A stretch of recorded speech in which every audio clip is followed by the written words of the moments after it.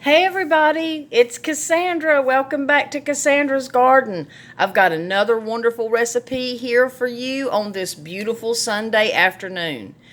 I wanted to fix my husband something really good for Sunday dinner, and today I'm making him a chicken steak on top of a gourmet salad with a homemade ranch dressing and baked potatoes, and we're going to have them loaded. And I said, gosh, we need some kind of bread. And I chose garlic cheddar biscuits. These are so delicious and so easy to make. And in a separate video, I'm going to show you guys and gals how I make that wonderful chicken dinner, the chicken steak, and I'll show you the gourmet salad in a separate video because it's a really great recipe and I think you would really love it. I have missed all of you. I haven't put anything on. I haven't made any videos in about 2 weeks.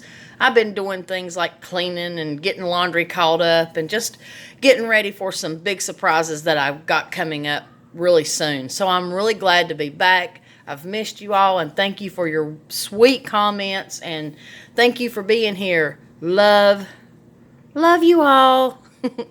Okay, so let's get started. These biscuits became very popular, from what I understand, at Red Lobster. Now, I've never been to a Red Lobster, and I've heard nothing but wonderful things about Red Lobster. I heard the food was delicious, the atmosphere was great, and people absolutely raved about their cheddar garlic biscuits. I just happened to stumble across this recipe, and I wanted to try it one day, and I tweaked it just a little and made it my own, and I can't wait to share it with you. Now, from what people have told me, these are much better than Red Lobster, which is, I don't know, that's kind of like a very high compliment, I would say, because from what I understand, they're known for their cheddar garlic biscuits, and people just go crazy about them. But I have a recipe here, and you've probably already got the ingredients in your house, in your kitchen, in your cupboard, and it's very inexpensive to make, and the ingredients that you have. You have plenty of it, so if you want to make it another day during the week, you've already got the ingredients, and that's another thing. It's just a really cool, delicious recipe, and it's very cost effective. And I made these for my son's birthday party. I had him a really delicious gourmet salmon dinner, and I put them on the table, and I made like 50 or 60, and they were gone.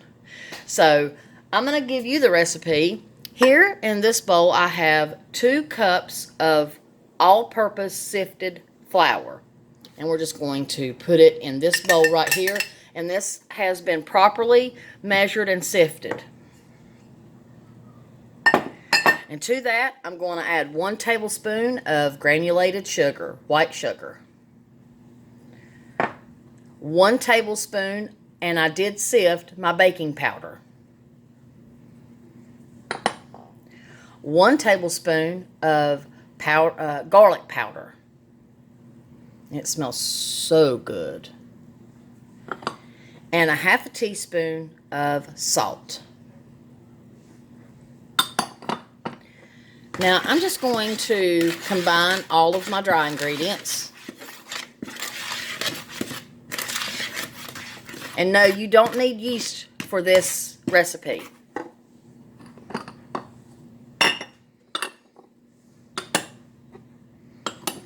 Now we're going to add a half a cup of melted butter.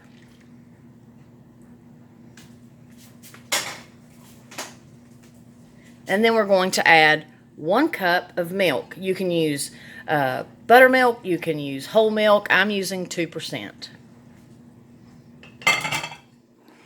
And then 2 cups of shredded cheddar cheese. I'm using sharp just to give it that extra wonderful bit of flavor.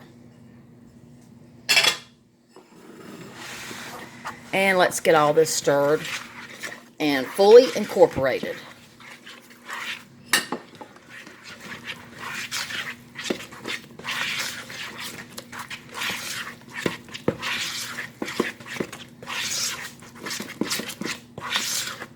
Now this yields a very wet dough.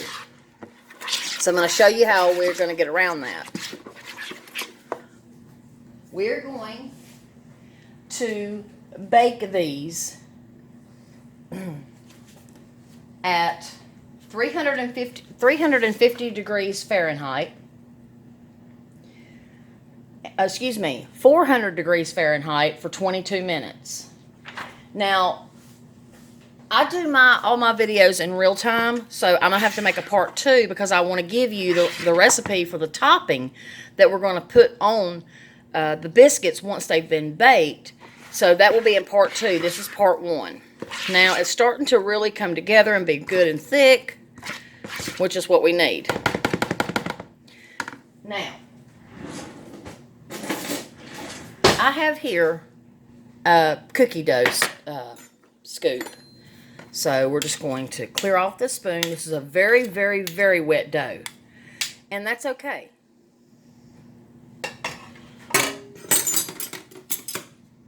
Moving all my utensils out of the way. I'll show you what I'm going to get ready to do. Get a cookie sheet and line it with parchment paper. You cannot make these biscuits if you do not have parchment paper. It's just not going to work. I know because I tried and it didn't work. The cookies burnt. The biscuits burnt and they were just terrible. You must have parchment paper because of the wet consistency of this biscuit dough, not cookie. I was thinking about this. This is my cookie dough scoop. So what I do, so that all of my biscuits will be nice and uniformed, I fill it up like this, and I lay it down.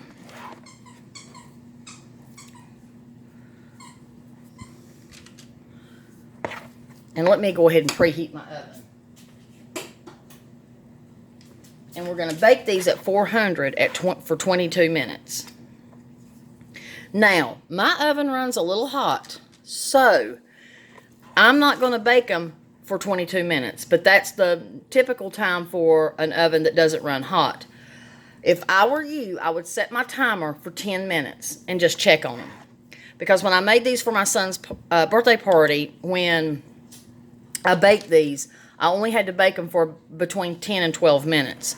It depends on your oven, so you don't want to cook them past 22 minutes. So set your timer for about 10 minutes and then check the biscuits and see if they're done. If they're done, go ahead and take them out of the oven because you don't want them to burn. But 22 is usually the time. But these different ovens today were, you just never know. That's aggravating when you're trying to cook something really nice. So as you can see right here, each biscuit is going to be the same size. And so when you serve it on your platter, it's going to look really, really, really nice. Now, I'm going to bring you back because I've got to bake all of this. This yields, this dough, see, I have quite a bit more. And this yields a lot of biscuits. So I'm going to bake these, and I'm going to come back in part 2, and I'm going to give you also the recipe for the topping that we put on top of these biscuits. And I'm telling you, it's absolutely delicious. You are going to love it. So let me get these biscuits baked, and then I'll show you what else we do. I'll see you in the next video. Peace and love, y'all.